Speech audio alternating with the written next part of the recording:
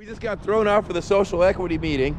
They didn't want to hear from us, and I gave them the suggestion, which would be to help, pay back these guys who had licenses. And Kevin, I explained the whole fact that license conveys with you a bundle of rights, privileges, and responsibilities that are protected. And I laid it out there, man, and they just cut me right off. Absolutely. They suck, man.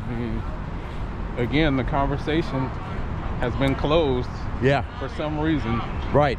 About us African Americans who were, in cannabis before the Cannabis Board existed, from 2009 up until, 2012 when they formed. Why did the conversation get closed? The first couple of social equity meetings were about repairing and redressing and restoring the licenses for those African Americans like me that helped pave the way for the cannabis market today. Welcome to Seattle.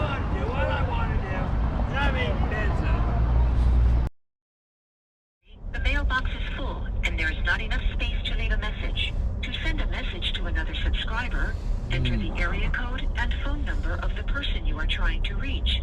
Or press star to enter your own mailbox. Or sit your ass on a hot knife. Basically, that's your option with the NAACP. What the fuck, man? So this is the universe we're living in, folks. And these black folks, and the way they tried to extort him, Nate Miles was going to take part of his ownership for getting his license back. Uglier was part of it too. All right. And then, I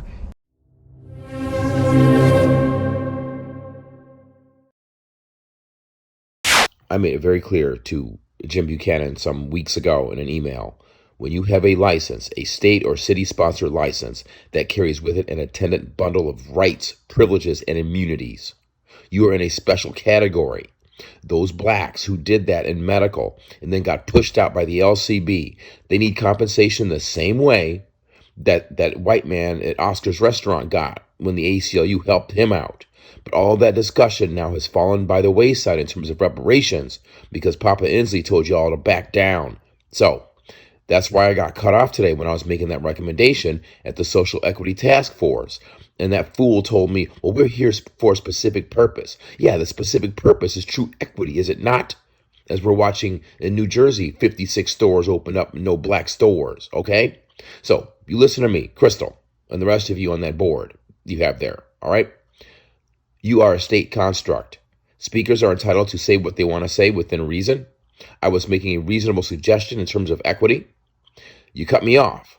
Don't ever do that again. I will sue the shit out of you. Trust me. All right? When we get up and speak, we have a certain amount of time to speak. And within that realm, we're going to speak.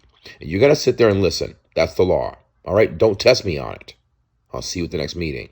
Bye. We're dropping off things with the NAACP and the ACLU because years ago, this cat named Oscar, the LCB took his license. Where is the NAACP? We don't even know. That's the other thing we'll get to, guy. We don't even know where it is. You'll see. I'm gonna splice it into the video. You look it up. It comes up. It's like it's a space between two houses. I swear to God. I swear to God.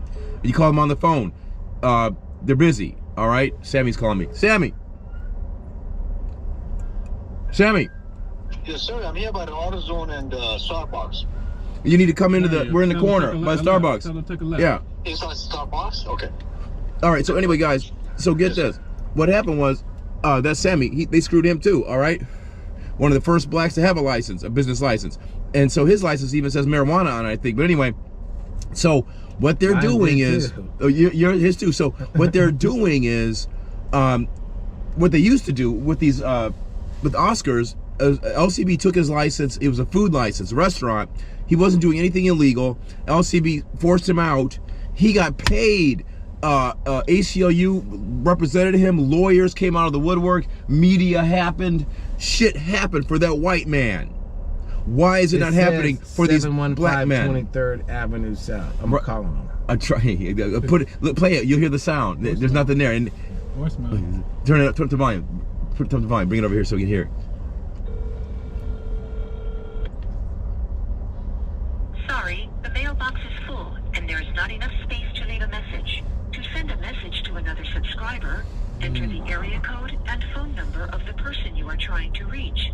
Or press star to to enter your own mailbox. Or sit your ass on a hot knife. You know, basically, that's your option with the NAACP. You know, what the fuck, man? So this is the universe we're living in, folks.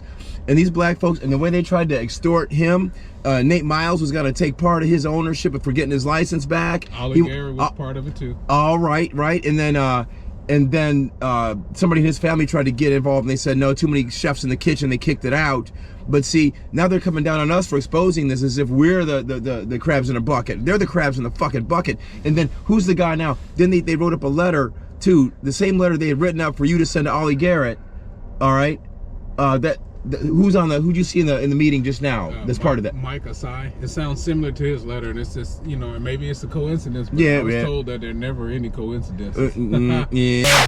They're going to be corrupt, and they're going to benefit their own. And then Kamala Harris says, this is not a racist country. Then we find out today, as Breon sent to me, 56 new stores in New Jersey, 0 blacks, okay? Well, not only that, but redlining is worse now than it was in the 50s, 60s, and 70s. What do you mean America isn't racist? Look at the stats from the federal government when it comes to redlining in America. What do they she's just talking like that because she doesn't consider herself black.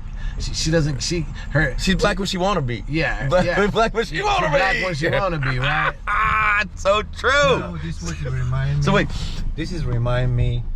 We have in a social equity group came from Seattle, meet with the community, and they suggest, hey, those people and me and all those people, black folks here from Renton to Skyway in Seattle, they should have their license. They should not be pushed away. Well, and you were grandfather. That's one of them. I'm one of them. You were. That's the other part, though. Grandfather, folks. The statute, RCW 18.18020 and sequential. Grandfather until July of this year. That's the nugget we want to get in, by the way.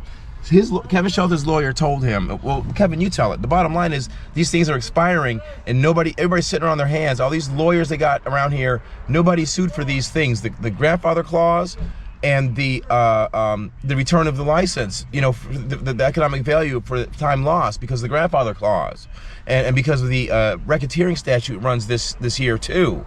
The statute of limitations runs on that. So that's what they're all dancing around it. So Kevin, tell the folks what your lawyer told you about that. He basically said that, Kevin, if I go after the Liquor and Cannabis Board, they're coming after me.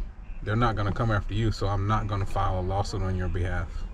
And that was the end of our relationship. And tell us about tell us about his background. Tell us about his background. Oh, Michael Reed. You can look him up. You'll see him on Google. He opened up most of the dispensaries in the south side of Seattle and King County. Well, he don't want you there either. Shit. So exactly. You could petition for him. Exactly. To add another thing, I was speaking to one of the business owner in Linwood, Highway 99. Very nice gentleman. He's white, and he confirmed that. Yeah, it was a lot of black, racism in the system, and even the LCB, they give some people license they're not deserved. Like under the table, they get paid. I mean, that's a testimony. Second thing is that the store is owned by his wife. The third thing is he advised me to go to a lawyer. They prepare for them. I called a lawyer. They really don't want to do it. I know. Because the thing is, one thing, the lawyer, he already bought he got a shop. Of course.